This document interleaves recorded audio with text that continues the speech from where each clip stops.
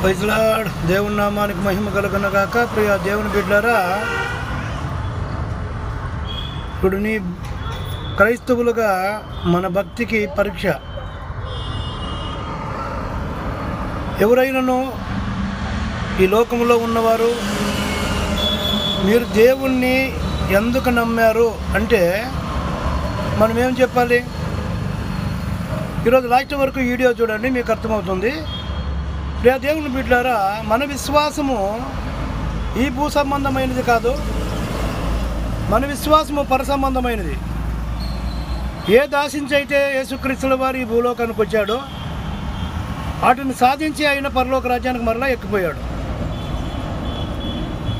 మనం ఏటిని ఆశించి ఈ భూలోకంలో బ్రతుకుతున్నామో వాటి కొరకు కాకోకుండా ప్రియ దేవుని బిడ్డలారా, పర సంబంధమైన వాటి కొరకు మనము బ్రతకాలి.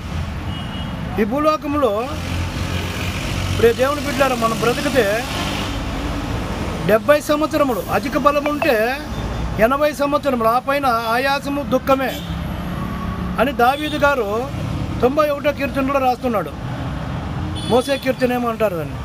ప్రియ దేవుని బిడ్డలారా, మనం ఇక్కడ బ్రతికిన ఈ కొద్ది కాలంలో మన జీవితముని ఏటిపై కట్టుకుంటున్నాం.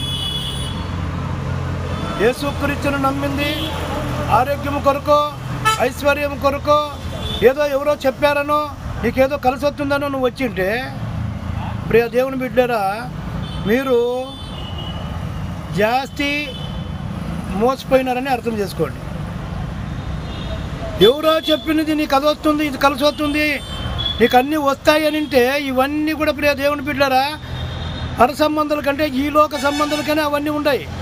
మనం పర సంబంధము, పరలోక సంబంధము, ఈ భూలోకంలో ఏటి కొరకు మనం ప్రయాసపడాలంటే ప్రియ దేవుని బిడ్డలారా, బతికినంత కాలము మనం సత్యం ఎక్కడ పోతామనే దానిపైన ఆధారపడాలి. అపోస్తలుడైన పౌలు, నా మట్టుకైతే బతుకటి క్రీస్తే, నేను బ్రతుకటి క్రీస్తే, సావైతే అది నాకు మేలు అన్నాడంటే ఈ భూలోకంలో ఆయన ఎలా బ్రతికాడు? అబ్రహాము గారు ఈ లోకానికి వచ్చినతోటి ఈ భూలోకంలో మనకు ఇది నివాస యోగ్యమైన స్థలం కాదు, మనకి యోగ్యమైనది ఒకటి ఉండదు, అది పరలోకము, ఇక్కడ మనం యాత్రికులము అన్నాడు. మనం ఎలా ఉన్నాము? ఏమో శాశ్వతం అనుకుంటున్నాము. అల్పకాలపు ఈ భోగ భాగ్యములు మనం అనుభవిస్తున్నాం. ప్రియ దేవుని బిడ్డలారా, ఎప్పుడు ఆరిపోతాయి మన దీపాలు కాదు తెలియదు మనకి. ఉదయం నుంచి సాయంకాలానికి ఇంటికి పోతామనేది కొత్తలేదు జీవితానికి వచ్చిన వాళ్ళు, వండుకుంటే లేస్తామని కొత్తలేదు మనకి.